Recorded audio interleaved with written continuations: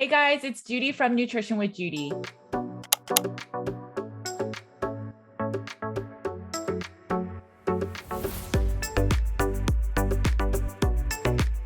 Thanks for joining me today. While you're here, please make sure to like and subscribe, hit the red button. If you're listening to this on podcast, please make sure to leave a review, as this allows my content to get in front of more people. And thank you for that. I had the pleasure of sitting down with Michael Schrantz. He is the owner and founder of Environmental Analytics. He is an IEP, otherwise known as an indoor environmental professional. Mike and the Environmental Analytics is an Arizona-based company, and they provide comprehensive indoor and outdoor air quality testing services, as well as just providing people with more information about mold, asbestos, and other types of environmental illnesses. As you'll see in this interview, Mike is a wonderful resource, and he talks a lot about how to really get through all of the mold remediation and what is just practical and what is just an opportunity to heal, and also focus on remediation, but in a way that is not completely overwhelming. He gives a lot of DIY tips and things that you can do to even support the home so that you don't even have to get in a place of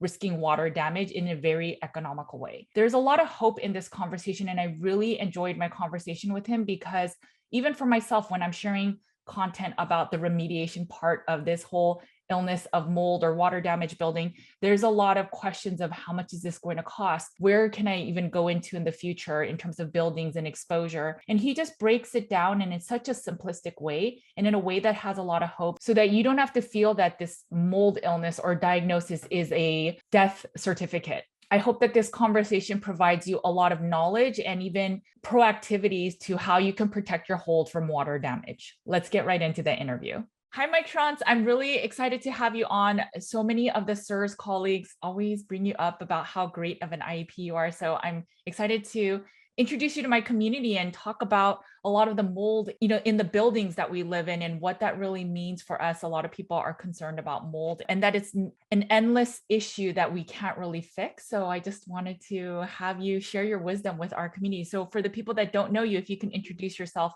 and let us know who you are. Yeah, absolutely. Judy, thank you for this opportunity. Hello, everybody. My name is Michael Schrantz, owner of Environmental Analytics. I've been doing indoor air quality now. I think this is year 25 for me.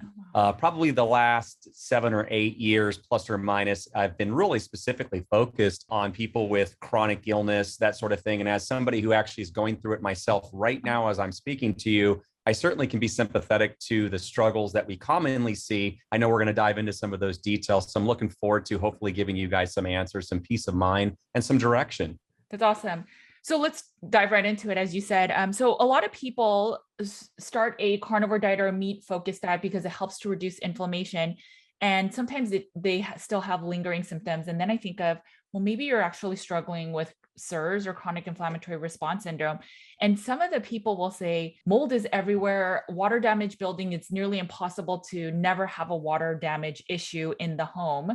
And so what are your thoughts with that? Is there certain tips that the homeowner can use to really mitigate any possible water damage and just to protect the home? Sure. Yeah. I mean, I guess probably the first and foremost probably goes without saying, but is keep the house dry. Some of us live in more humid climates. And so you don't even have to have a roof leak or a plumbing leak to have some of the struggles that we might find: mold growing in ductwork, mold growing on a wall because moisture has condensed. A classic example is a closed closet that gets poor circulation and that house has high humidity. Keeping the house dry is key. A lot of times people ask, is there a range, something that's acceptable? And, it depends on the time of year, but in the summertime, typically we like to shoot for 50% or less. We understand that there's going to be times, rainy seasons, where it spikes up a little bit higher and then it maybe trickles back down. We're looking for trends. It's not that 51% relative humidity in your house is you're going to all of a sudden have mold growing everywhere. But what we're trying to do is get it to a level that gives you a little bit of wiggle room. That way, if there's some other conditions in the home that aren't perfect or more ideal for mold, they're still not going to want to grow.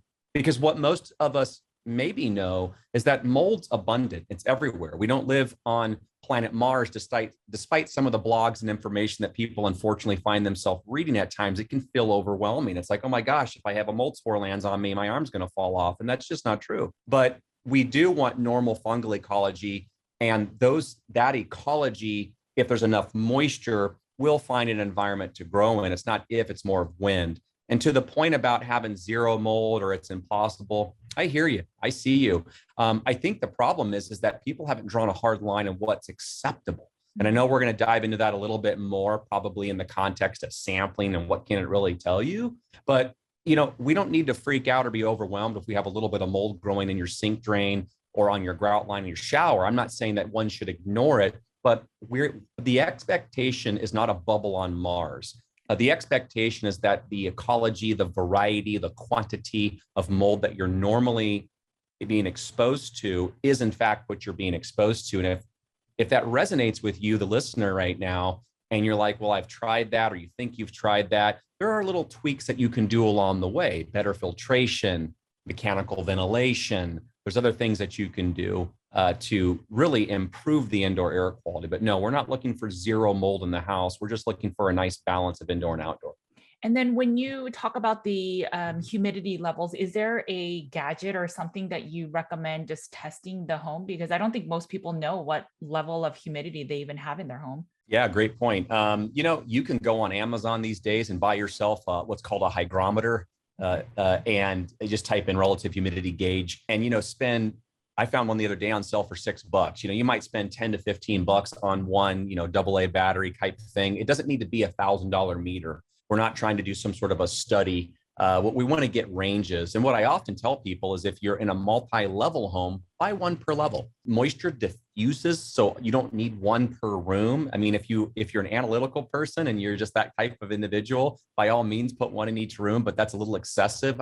Common area. Let's see what we're getting. Or if you're like, you know what? That closet that Mike mentioned earlier with the condensation and mold growing on my shoes, I'm curious about that one. Maybe I'll stick one just in that closet, but at least one per level. And again, look for those levels trending 50% if you're in a really humid climate, like Houston, Texas, yes, or Miami, Florida in the summertime, 55%, could be marginal. But you start creeping up above that, you get into the 60s and even start to flirt with the 70s, you're really going to put a condition conducive for mold growing on surfaces throughout your home. And obviously that's a concern. And then what about leaks? So, a lot of people will have a bathtub leak or a toilet leak and even a faucet leak. And then there's, water that they clean up. But how do we know that it didn't get into the crevices? How do we know?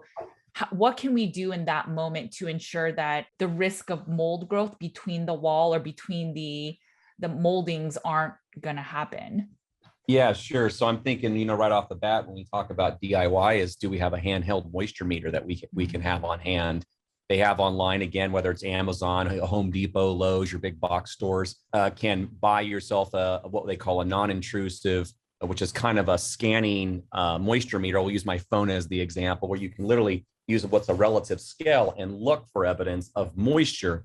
You can buy a very reliable, for what we're talking about, moisture meter for $50 or even a little bit less if you find a good sale. And to your point, if you notice you've had a leak, what a lot of people will do is say, okay, there's where the water is. They put the moisture meter on, the moisture meter goes off. There's a big shocker, but then they'll start to work away from that area and go, do I see evidence of the water creeping into the wall? Oh my gosh, it looks like it's wicking up the drywall. And I think the sooner you're able to get on that, the less potential there is, Mike, for microbial growth. If a piece of drywall gets wet, mold's not going to start growing 5 minutes later. Under ideal conditions, you might have mold growing anywhere between 24, 72 hours. But so a lot of people do in terms of preventative little hacks is yet another term, moisture alarms, which I have in my home. You can buy on, here it is again, Amazon. You can buy these little moisture alarms that you put 9-volt batteries in, stick it where your plumbing sources are at. They're cheap. They're like the cheapest insurance you could ever buy. In fact, it actually saved me a legitimate kitchen sink leak because it went off and lo and behold, my garbage disposal was leaking and I caught it, saved myself a $3,000-$4,000 mold remediation job. But I still took my moisture meter and I saw, was it just local? Did it stay within this area or did it go up onto the walls? So a couple of cheap hacks, a moisture alarm, moisture meter, put those in your guys' toolbox, have those in your home, will avoid a lot of issues that unfortunately some of us have gone through already. That's fascinating. I love those tools. So thank you for that. In terms of, so let's say we believe that we're not feeling well, we've cleaned up our diet, and then maybe it is mold. And there are so many different types of tests. There's the air sample for mold, there's the ERMI testing, and then there's a version of that, the hurts me too. What is, in your world of things, what is the ideal testing that we should do, especially if we think we are suffering from like a biotoxin illness? When I looked at all of your wonderful questions that you were kind enough to send me beforehand, that was probably one of the most loaded questions.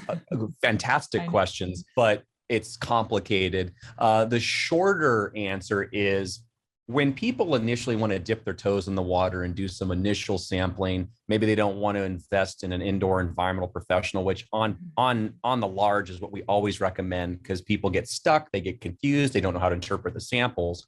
But getting beyond that for a second, if we were just to do DIY, I typically am a fan of MSQ PCR.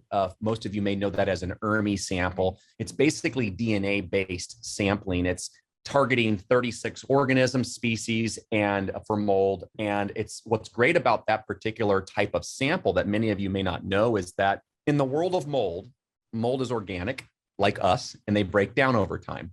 And so if you had a mold source in the house and it was hidden, and you didn't know where it was at, right, is that a lot of that mold has broken down into fragments. And the studies that are readily available, I even have them on my website, show that for every one mold spore, there's 300 to 1,000 fragments. So there's way more fragments of mold than there are spores in a given setting. Why is that important to this conversation? Well, because an ERMI sample can usually detect those as long as it's one of those 36 molds and there's DNA in that fragment. I like ERMI sampling because personally, I've done thousands of them. I'm published with the EPA on a study comparing them to some air samples, which I know is another question. And I find that it's just better able to detect sources. But the problem is cost. How many samples can I afford? If you find out that you're going to spend somewhere between $240 and $300 on average per ERMI sample, if you do it yourself, that may present a financial constraint for you. Or maybe your spouse is sitting there bickering at you right about now going, we ain't going to spend that money.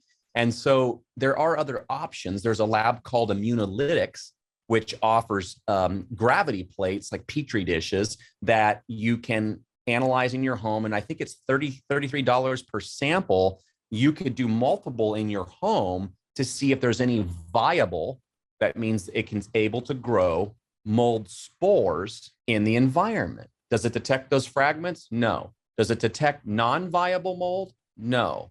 But is it a great baseline to dip your toes in the water and say, man, it looks like the basement in our house is really like spiking up compared to the other levels of the home? Then that's true. Beyond that, Judy, what ends up happening, as you might imagine, is what do we do with that information? Because normally it doesn't lead to the homeowner or occupant going, clearly it's hidden in the west wall in the living room area or whatever. It normally leads to saying, well, it looks like we have an issue and now we need to hire boots on the ground.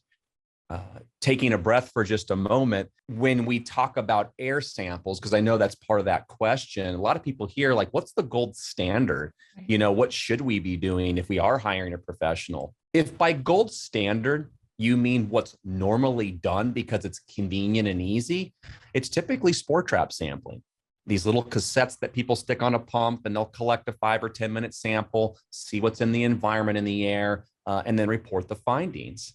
But I know that in our own inner circles with other individuals, this topic has probably presented itself, which is, well, what is it not detecting? Is it limited? Is it enough? Why is it that we had a mold inspector come out and do spore trap sampling, say everything was good, and then we did an ERMI sample, and now we feel like we have to burn our house down?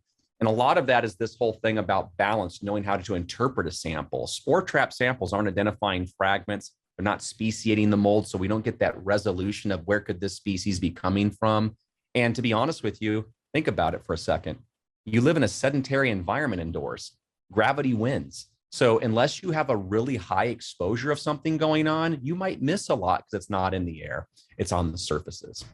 So what I'm hearing from you is that maybe you use some of those dishes if it's a financial cost, and then you can see if there are some that are just really being able to be viable, as you mentioned. And then if you do have some finances, if you can maybe do an ERMI or so, if that's really the step you want to do. But otherwise, if these Petri dishes end up having some viable mold in it, then probably the best step is to hire a trusted IEP to really go out and do an assessment. Yes, ma'am. There are the way that the industry is set up now, fortunately, is there are, even if you live in a place where you don't have a trusted boots on the ground inspector, you don't know of anybody, that sort of thing. There are professionals that are qualified that offer virtual services and are able to help you, guide you. And if someone listening was my family, I would say, please reach out to the IEP first. And the reason for that is that the Petri dish sampling is a little bit different because you can really do a few for not that much money. But the problem with ERMIs is one of the biggest complaints is the cost. Yeah. And so if someone makes the mistake of going out and collecting one on each level, they might get some good baseline. But they've already now, if you've done 3, to use that example, you're $750 on average into the sampling cost. And you're like, well, man, maybe I should have held off on all that money and used it towards an inspection, or split the difference, or did a little DIY, a little bit of. So there's a lot of nuance in there that does matter. The other thing I just want to say real quick on ERMIs is, this might be a little surprising to some people, but we actually aren't looking at the ERMI score. And that's maybe a little bit weird to hear because it's an ERMI. And the big thing that's known about an ERMI is that it does produce a score. Right. So it's like a group of these molds minus a group of these molds, and there's a log formula involved, and it creates a score. And then you look at that score and it's on a graph, a curve, and it's like, oh, your house has a 80% chance of having a mold burden. A lot of IEPs that have used this in this industry, working with people who have various forms of chronic illness, do not rely on the score. It's misleading, and typically, in my experience, can produce what you would call as a false positive. You think there's a problem and there's not.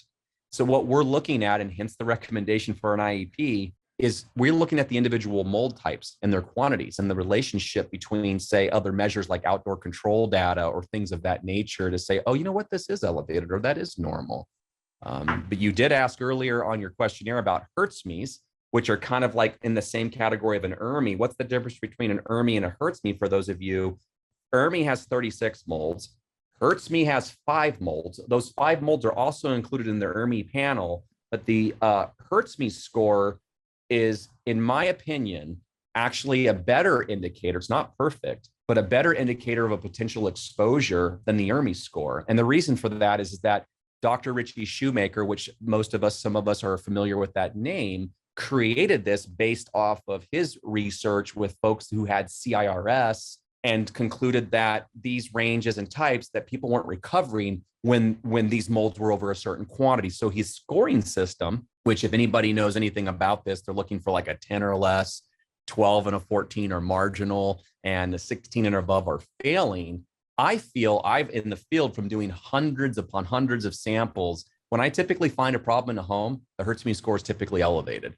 When I typically don't find a problem, or whether I do find a problem, the HERTSMI score or the ERMI score, tends to be elevated.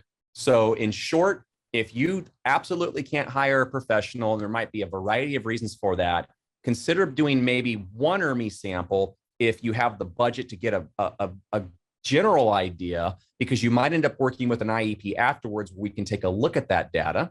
Or if you're really pressed for money, look at Immunolytics. This is a company name that offers gravity plates. You can go on their website, very easy to follow, so that you can get an idea. Do I need to pursue this further, or can I just take these samples and say, okay, this is good enough. My doctor wasn't even sure that this was an issue anyways, and I feel like we can shelf the mold exposure concern for now. So talking about those numbers, the ERMI and the HERTSMI, and thank you for that. That was really helpful. You know, when we talk about HERTSMI and we say that the ideal, or based on the studies from Dr. Shoemaker, it's 10 and below is what will allow people with chronic inflammation to heal. And then you mentioned 14 is maybe that iffy range, but have you seen people, and here's the context in my practice. So I've had many people now run ERMI scores, run HERTSMI 2 scores. And I would say one person had a within range of both.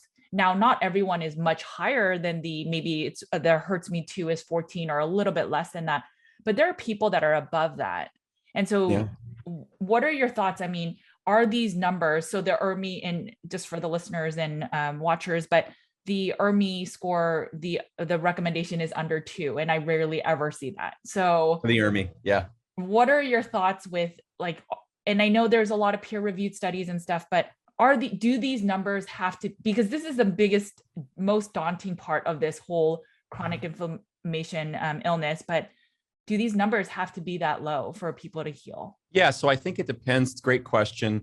It depends on the situation. We know that everyone's genetically different. And so, I've seen people with a hurts me score, which again is the Shoemaker scoring of a 16 get better. I've seen people with a hurts me score of an 8, which is passing, not get better. It's an indicator. The other day, yesterday, I had a client who had a hurts me score of a 10 on her upper level, which it technically is passing. Right. But one of the main reasons that she got that score was because there was a particular mold on there, Catonium, which is a hydrophilic water-loving mold that's a good indicator for water damage, that was elevated. So we're not blind to just the score. We're looking at the individual molds, and no, it's not a you have to or else.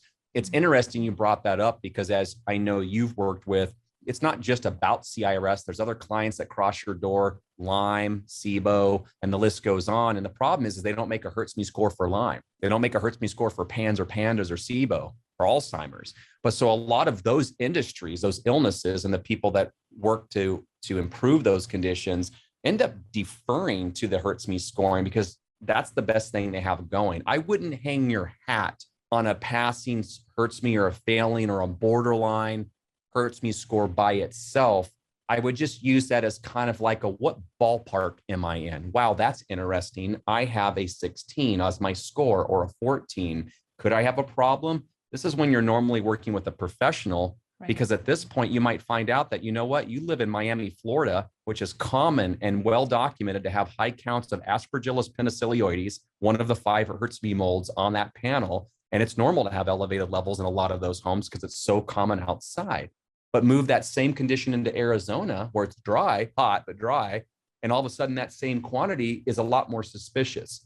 The region, the geographic location, and the time of year for an IEP is important to consider when we're interpreting these results, because if we relied on the test result score alone, we'd probably miss a lot of things on both sides, a good thing, a bad thing, a finding or lack thereof. Yeah, no, that's very helpful. So thank you for that. I think what I'm getting from all of this is really find a trusted professional, and they can do a lot of the analysis of all of the data, the circumstantial, even your location and everything else, and even your illness with that, because I think a lot of those come into play. So thanks. As much as I want to say no, that is the reality. I'd love for somebody, Judy, to be able to press a button and say, we did this test, boom, there it is. And I think that you would agree that the industry hasn't done the best job making a person feel otherwise. I mean, it's like, do this kit and it's the score and it feels easy and it feels like it should be easy to interpret, and it's not. But yes, if you guys can, absolutely. There's a lot of, we can get to this later, but there's a lot of resources for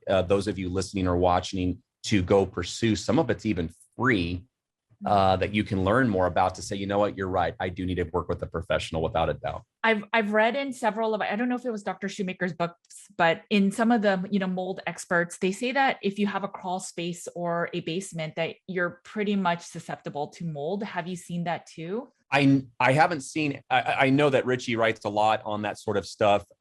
Yes, crawl spaces are a huge consideration. I'm a little bit biased because a lot of people that come to me with homes with crawl spaces, when we end up pursuing them, they end up having a lot of potential sources.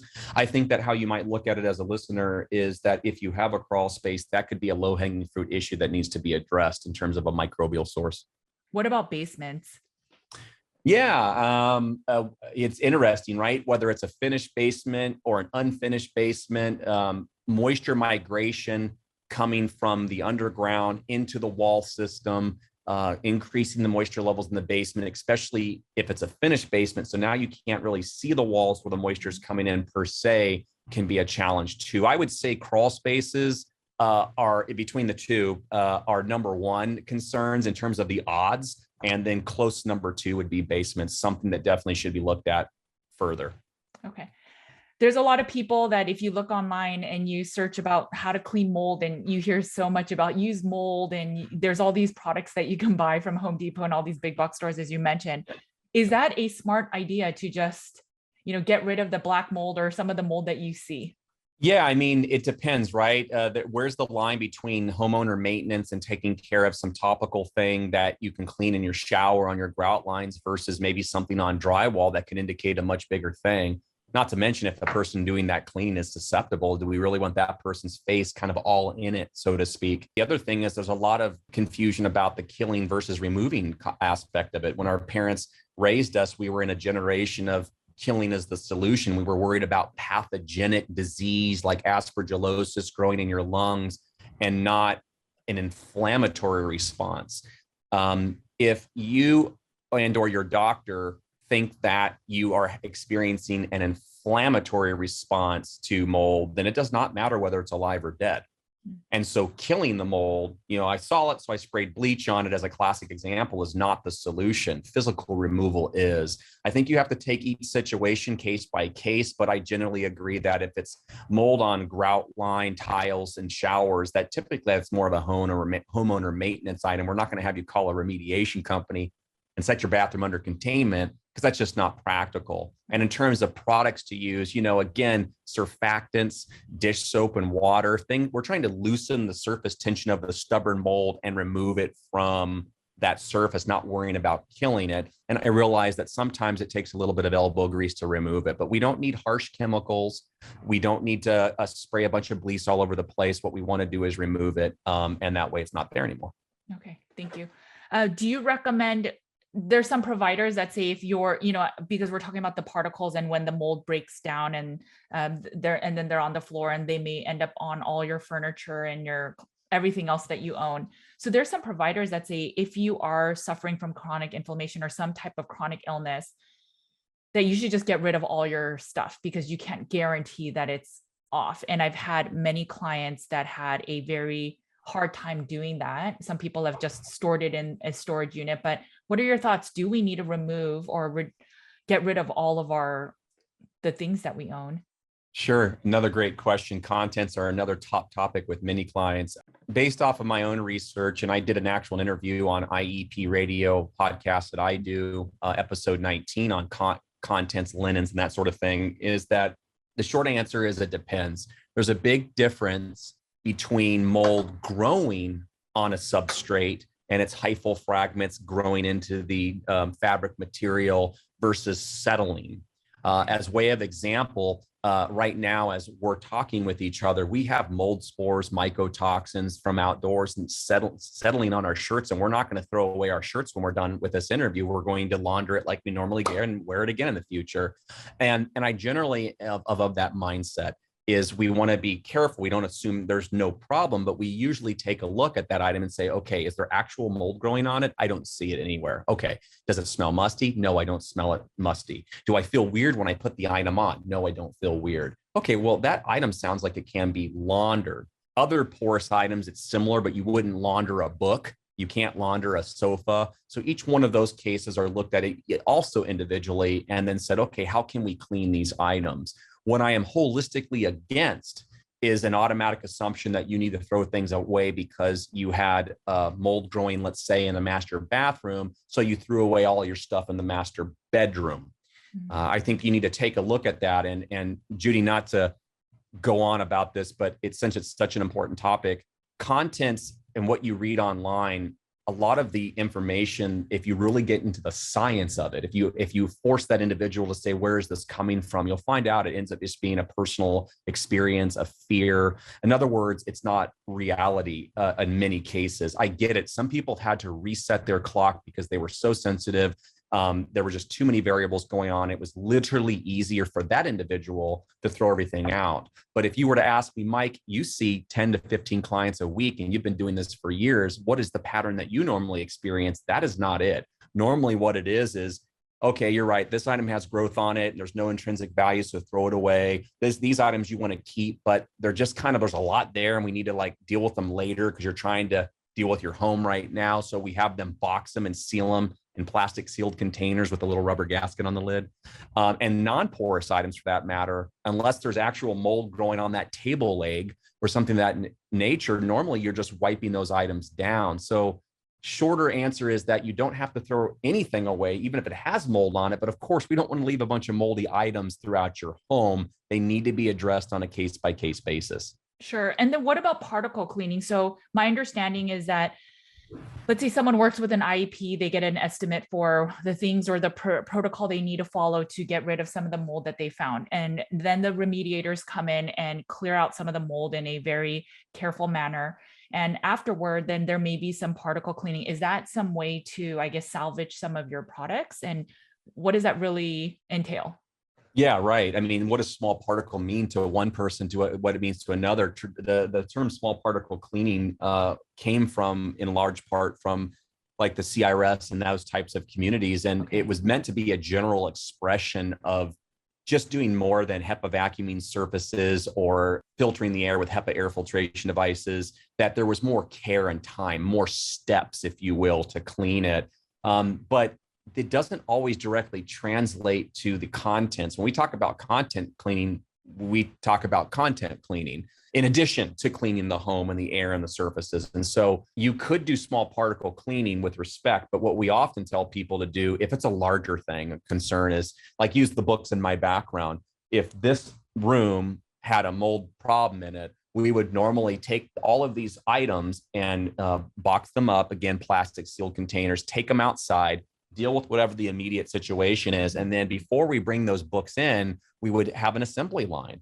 And depending on the finish of that surface, we might just be wiping down each book or quickly HEPA vacuuming it. We're not going to soak it. We're not going to spray it. And for those of you who are like, yeah, I get it, but maybe there's still a little bit of something in there. Well, I don't want to split atoms on today's conversation about, well, how do you know there's not something there to begin with from when you bought the book? But you could take that item that you cleaned then and stick it in a nice clean plastic sealed container, bring it into the home, because now it's sealed off. You don't have to worry about anything within reason. And then you can deal with those items down the road once you finish your home. When we tell this to people, 95% of them instantly feel that stress level go down.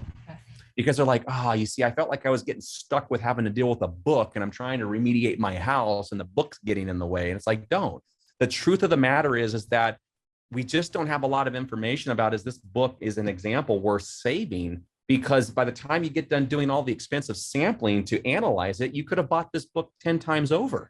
So we're trying to deal with the realities that most of you, and myself included, have gone through personally. And what I have found through my own assessments is that these items aren't carrying large vats of mold or large reservoirs. There's not a mold monster in that book spewing out mycotoxins or mold structures out there, but they may have a little bit of settled things on there. And by the way, for those of you who might be wondering about the whole mycotoxin topic, because what if it absorbed into it and all of those sorts of things, I'd like to present two hopefully productive considerations.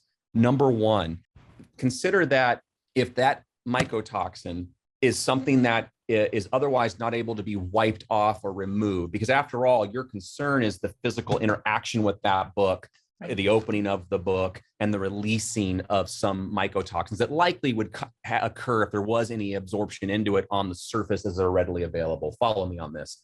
Is that if you wipe it down and you HEPA vacuum it, and the mycotoxin is so stubborn, number one, that it's not going to be removed, kind of begs the question of what's the health concern? Because it's not being removed with aggressive cleaning. You're touching that book more aggressively than you do when you read it. The other thing that might be a little bit more pleasing to hear is consider the half-life. There is limited information, so I tread lightly with this, but food for thought is the half-lives for a lot of mycotoxins are in the order of hours, days, weeks, maybe months.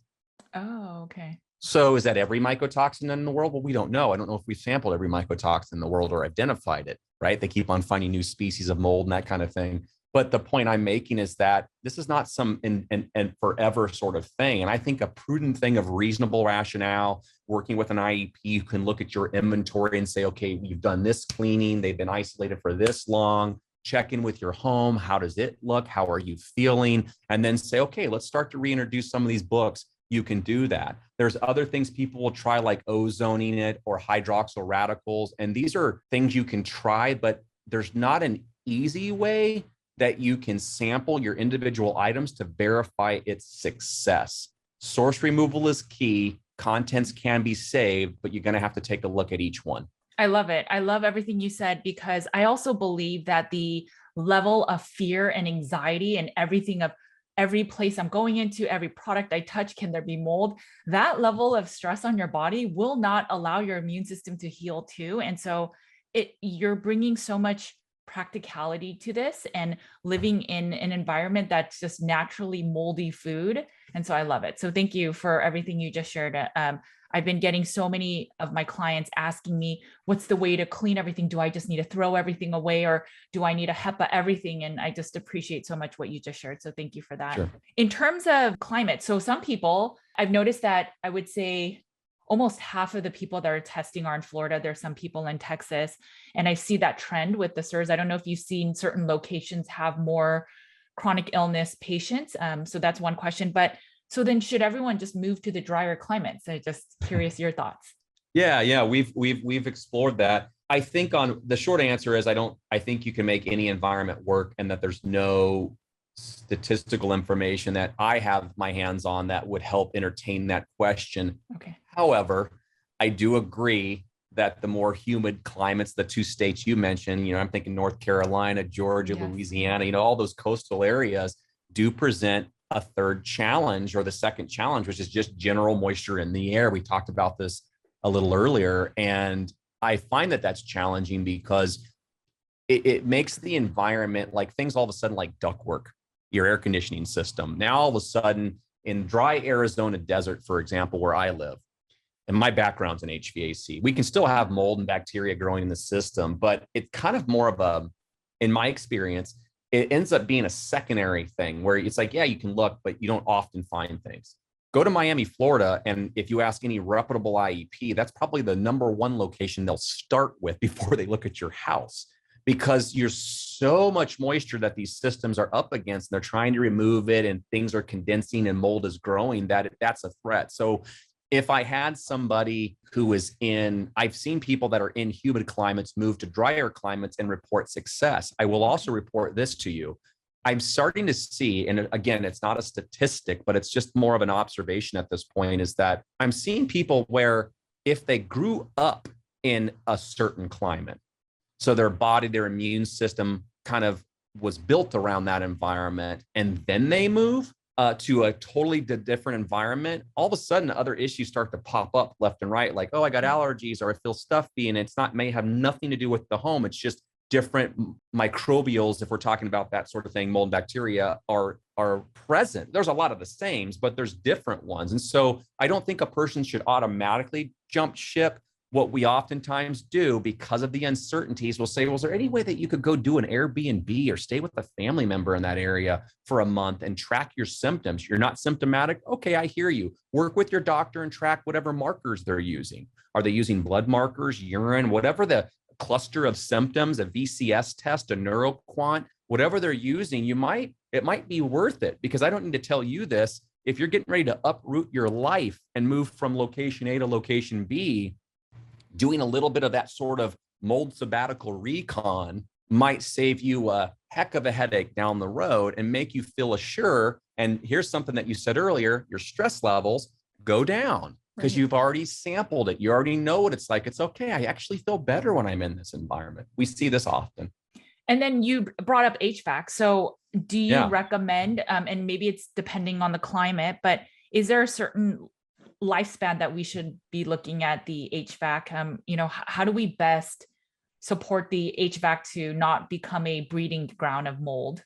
Inspecting versus replacement, two different things for me, obviously.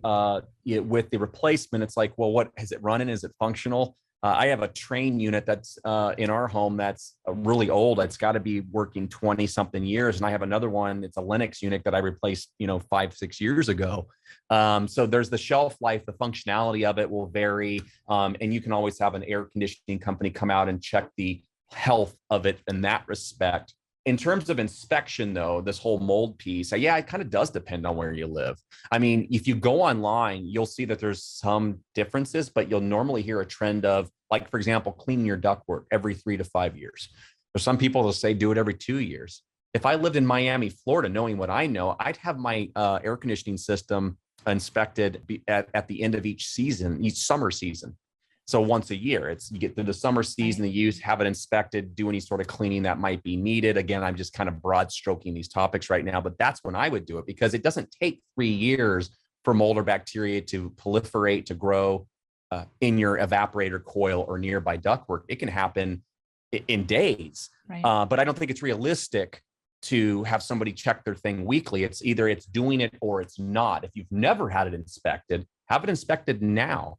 Because there's, again, without diving into all these different options, there are things you can do to help prevent microbial growth from growing in your evaporator coil that doesn't require a replacement of a system. There's hacks you can do, certain UV bulbs and that sort of thing you can do to sanitize or sterilize the surfaces so that you don't have to feel like you're at a loss if you live in a humid climate. It's like, well, that's great. I live in Louisiana. It's always humid over here. What do I do? It's like, we don't have to throw your HVAC system away. Let's take a look at it first and see what's going on.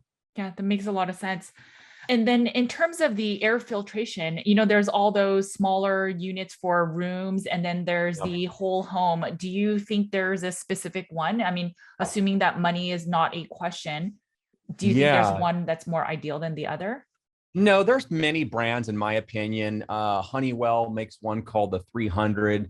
You have the higher end models price wise, like an Austin Air, the bedroom machine. Those run about $1,000. I have one of those in my master bedroom. What you'll hear me talk about more often is not so much the brand, but the technology being used. And what I mean is there's a difference between filtration and purification.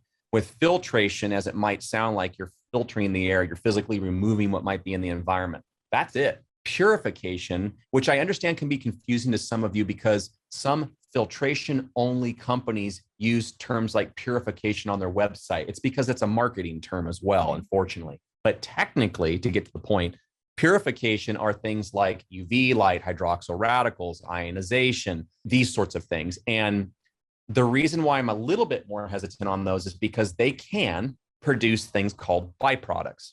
And I love using this example. It's corny, but it works. If you take an ozone generator, which I wouldn't recommend you using, period, but it's a purification device, to a candle store at a mall, not even sure we have malls with candle stores anymore, and you turned it on, one of the byproducts would be formaldehyde.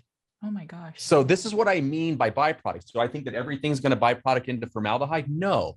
But the problem is, and these companies aren't tripping over themselves to tell you all about the things they don't know, is that you don't know if a given environment with a certain technology may react adversely and create a byproduct.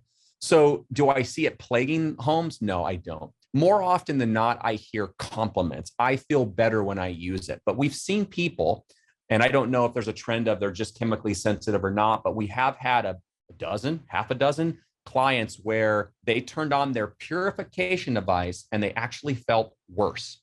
So is that a limbic system issue? Is that no, it's creating byproducts and they can feel it.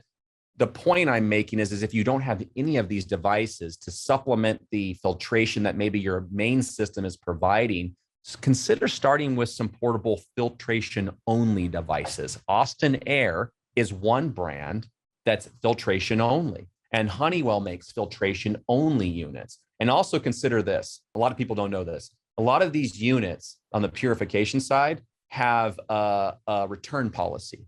So 30-day, 60-day, you'll have to check. But the idea is, other than maybe a restocking fee you may have to pay, imagine if you wanted to try it and you're like, okay, I spent $600 on this device. It's just not working for me. You might be happy to find out you may only lose $50 in that deal. And then you can say, okay, lesson learned, I'm going to use filtration only. But that might be revealing to the listener right now, saying, Mike, what I'm hearing you say is that you really don't know if purification is going to work for me or not. And the answer to that question is yes, I don't know if it's going to work for you, but I know filtration is much safer to start with.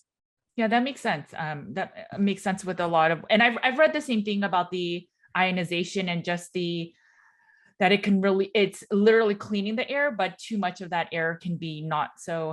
So we have some of those filtration systems and I just never turn on the ionization one. Like I never ever use it because of those same thoughts. So that makes a lot of sense. As we are almost wrapping up, what are some tips? I mean, and you've mentioned so many, but how do we make this chronic illness from possible water damage buildings a lot more affordable and reasonable for the average person? Because the average person cannot afford like all of these things. Yeah, right. Where does a person start? There's the system overwhelm right there. Right. Well, the good news is there's a lot of resources. I think it starts with education and finding out what am I getting into. And I don't mean to make this a shameless plug for my free IEPradio.com, IEPradio.com, but there's a lot of wealth of resource of information, like what does remediation look like? 4-part remediation series. What does a good inspection look like? Of that nature. And ultimately, what this is going to lead into is if you work in the beginning with a knowledgeable IEP who you trust, who's not out there to get your money, I feel like you could save thousands. I'll give you one classic example that has everything to do with cost is when you run into the situation where, let's say, the inspector identifies a mold problem, let's say in the crawl space, but there's not really anything in the home other than cross-contamination from the crawl space. Now, we wouldn't normally recommend that the homeowners go down in there on their knees, even if they are wearing respirators and Tyvek suits and do that work. But what they'll find is like, oh my gosh, the remediation company wants to charge us, I'm going to make this number up real quick for you, $8,000 to $12,000 to remediate, clean, sand, my huge crawl space. And they said they're going to charge us $40,000 if they want us to clean the living spaces of my home. And that's where the jaw usually drops. Right. The good news is that there are DIY options out there. I won't go into too much detail because there's a lot of considerations and it'll just open up a can of certain worms, but products called AeroSolver, AERO Solver, is one such misting system that's not designed to fog or mist to kill, but to drop particles, dust suppression, DIY, that then you wipe the surfaces afterwards with homeowner products. Like this is not a, buy this $300 per gallon miracle juice type stuff. It's like you could clean your home for $1,000 to $2,000 versus that $20,000 to $40,000 common recommendation from a professional just by following that type of technology. What's the downside then other than the do-it-yourself? Well, it's the amount of labor that you would spend is more. There's preparation involved. And all of a sudden people are like, wow, I really got to think about this. If I am going to do this, I'm going to save money, but I might have to reach out to my community. I might have to reach out to my church or my friends or whatever, and kind of have a friends helping friends weekend because it can be overwhelming. Right. No, don't know where to start. Not sure which one is a professional should be used for, when you should draw the line. Work with an IEP in the beginning who knows what they're talking about so they can guide you. There's a lot of affordable IEPs that you can work with that charge an hourly rate. And this is not some sort of like a 20 hours into it. In 2 hours, you could get a game plan on average that sets you up from start to finish for any sort of problem that you're running into. And they can guide you with who to find, local resources. But I admit there are certain situations where people are like, what you just said is great. I can't even afford that. What do I do? And so then we start looking at things like Band-Aid solutions. Can we create a sanctuary for you in one bedroom so that you can at least heal and track your progress and verify that this is working? Can we get you to another location? So we get really creative. As you might imagine, there's different options there. We're not just going to say, oh, well, if you can't afford a $5,000 remediation or a $10,000 remediation, you can't be helped. That's not the truth. When your health depends on it, when you want to get past this chapter in your life, because you will get better. Your body is naturally made to heal itself. When you get past this chapter, or you want to get past this chapter, people will do whatever it takes to get it done. Don't feel like your hands are tied to just doing some $20,000 to $60,000. In some cases, you and I know a lot more than that for huge projects and that sort of thing. You don't have to do that. My biggest complaint I have in the mold remediation industry are companies that I know do great work, but they're charging anywhere from $60,000 to $150,000. I can't afford that. So there's hope. IEPradio.com. You can start there for awareness. There's other references. I don't know if it's okay if I mention this, but the International Society for Environmentally Acquired Illness, the letters ISEAI.org, has a Get Help tab. Go get some help and look and see what they have in terms of professionals who can help you and guide you, because you will likely save thousands of dollars. And you might even find out that your issue isn't even that bad to begin with. It's an outdoor problem that if you re-cleaned your house, or you got rid of a little bit of carpeting, or you just changed a few things, that your environment is literally night and day different towards the better. Assumptions that are being made are also issues. 30% of the time I run into clients in calls and they say something, I'm like, I hate to give you this good news, but this is not even close to what we think it is. And I think this is why you're thinking that. And they feel relieved, but they didn't realize they just dragged themselves through a very unneeded stressful event, which 100% of it I understand because they don't know where to start.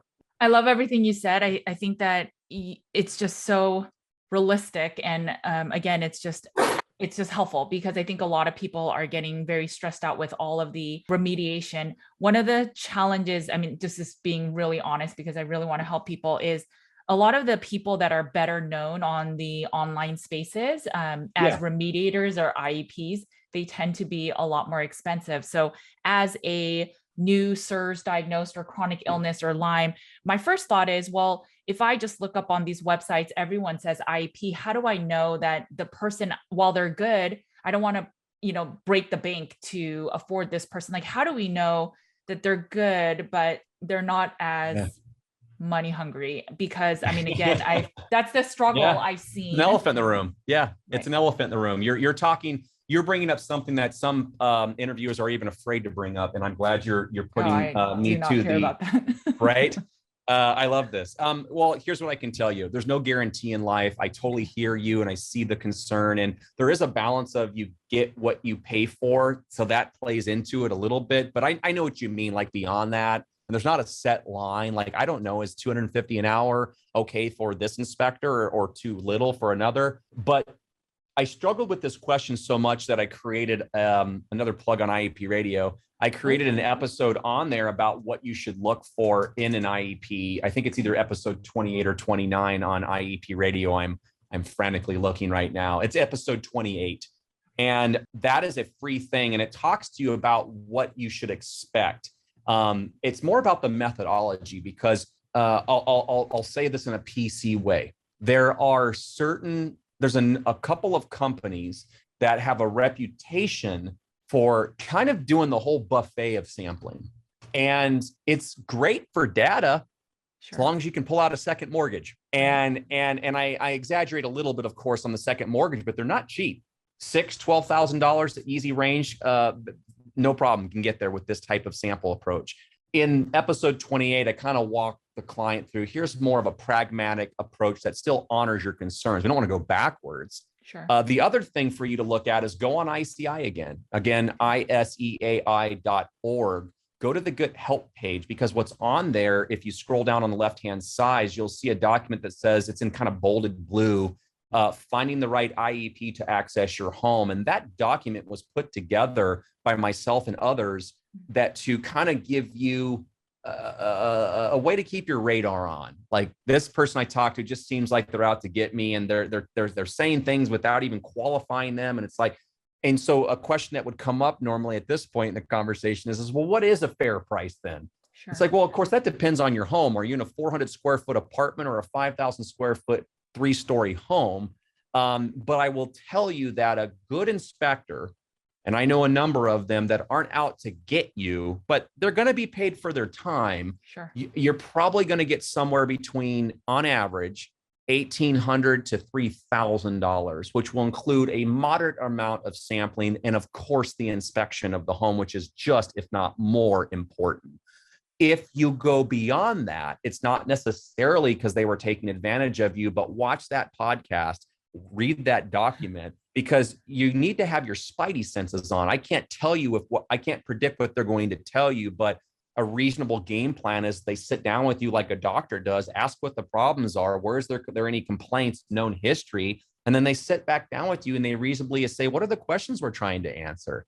I can't tell you what's in the wall by sampling in the air, but maybe I can sample the wall, and that doesn't cost $300 per sample. Right. So there's all these pragmatic approaches to where you don't have to feel overwhelmed. At the end of the day, if you're just not sure that your situation is complicated, work with an IEP like myself, and there are others. Go on ICI, you'll see their names. Trustworthy people that you can get involved with, and we'll screen them for you. We'll say, we like this, make sure they don't do this. I do that with a number because the list on ICI is small. The demand is way bigger. And oftentimes we're having to find local people in your area that we tell you, here's what they should do, here's what they shouldn't do, here's what you should expect.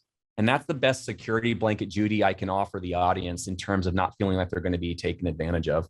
Yeah, I think that's really good. I do believe there's guardrails and tips that you can provide. And it sounds like that podcast episode, as well as that that guidance that you have on that website. And I'll put all of it in the show notes. So thank you for that. Yeah. As we close, where can people find you other than your podcast? Do you have a website, social media? Sure. I keep things relatively simple. My website for work, environmental analytics, it's the company name.net. So environmentalanalytics.net. You can learn more about me, information, my background. There's a contact page. If you're initially interested in a consultation virtually, I do them around the globe, certainly a lot in the States and Canada and other places. Take a look at it and fill out that contact form, and we'll respond to you. We'll let you know how we operate, send you a questionnaire, and just see if it's a good fit. If it's not, we totally understand. And we do try to help people whenever we can. There's certain unique situations where I don't think we're a good fit, but I can recommend somebody who is. So that would be the best way to get a hold of me for consulting services. And again, don't forget IEPradio.com. It's free, and there's a wealth of information. You might be able to watch that with your unwilling spouse, or you're just wanting to have more general information to really justify, yeah, this is what we need to do. Because what you and I talked about a little bit offline was a lot of people just kind of have their heads stuck in the sand and are not even willing to start because it's either overwhelming, the stuff they've read, horror stories and all of that. And I'd like to tell you that it's human nature for people to post horror stories. There are a lot of success stories, I'd argue more than horror stories. They're just not promoted. People don't seem to be as ready to promote positive stuff. But boy, if you mess them up or you take advantage, or if they have a bad story, they're going to post it all over the map. So have hope that what you're reading is typically biased. In fact, with love and respect, I'm on many Facebook groups, and I'm off and on with my involvement with them. But if you're somebody who is just feeling a little bit overwhelmed, I have found that staying away from that type of thing is actually better than going on them. It doesn't mean that you can't return, but it's meant to help you. And in many cases it is, but a lot of people post negative stuff and it kind of sucks you in. And I don't think you need to be in that mindset, is my 2 cents. I fully agree with that. So there were some clients that were just diagnosed with CIRS, and they would go into the mold illness groups in the Facebook groups. And, it's a lot of these, I've been on some type of protocol for 2 years. I'm not much better. And it's a lot of these very difficult stories. And then when you're brand new to this, with all the overwhelm of all this new information, it's almost like there's no light at the end of the tunnel. And then I think it just crashes their limbic system on top of that. Yeah. And limbic system is a big issue, Judy. I mean, I did 2 interviews with Ashtok Gupta and Annie Hopper on limbic system related stuff, because I saw it so much. In fact, in 2019 and 20, if you ask me, Mike, what's the biggest thing that you've noticed, and naturally in a related environment, what you're seeing, what's cool, what's hip, anything, I would say the biggest thing I've seen is the power of the limbic system. And I'm not just telling that to the audience as a third party observer. I'm talking about that as somebody who's gone through it, been through it, going through it, and knows the struggle. Our mind and our body is a powerful thing. And when you have people that are throwing out black and white comments in a very gray field about something that's not my house is on fire type of thing you need to respond to, you get overwhelmed, and it feels overwhelming. And that's just not the normal. Unfortunately, that's what you're reading, and that's unfortunate. Thank you so much for joining me today. I knew that we would talk a lot about the environment, and it's been a very big, difficult rock in this whole CIRS illness and just chronic illness. And I know that everyone that has listened and watched will have an immense amount of hope. And I think that is so important in trying to heal these illnesses. So thank you so much for joining me. And I know so many people will be helped from this. You're absolutely welcome, Judy. Thank you so much for the opportunity. Thank you. Okay, guys, I hope that you enjoyed this conversation as much as I did. Mike is such a great resource of education and information in terms of how to really support your environment so that you don't suffer from mold illness. The fact that he has struggled on his own and his own experience, it just helps him to empathize a lot more with his clients. And it's why I think he's such a valuable resource. His IEP Radio is such an invaluable level of content where it's free and you can learn a lot more about remediation, what to look out for, and even the different testing. I think there's one specific podcast that I always talk about where he talks about the different types of mold testing and what is truly beneficial for you and your circumstance. So I will link to all of that in the show notes. But I hope that this gives you a little bit of hope, especially if you're questioning if you should even get tested for CIRS or chronic inflammation or water damage building illness because of the level of cost or the insurmountable amount of overwhelm that it can bring. The truth is that there's always a way that we can heal, and there's always a way that we should have hope because our human bodies are super resilient. I mean, we were designed that way. Okay, guys, make sure to eat a lot of meat. Take care of your bodies because it is the only place you have to live. I will talk to you later. Bye, guys.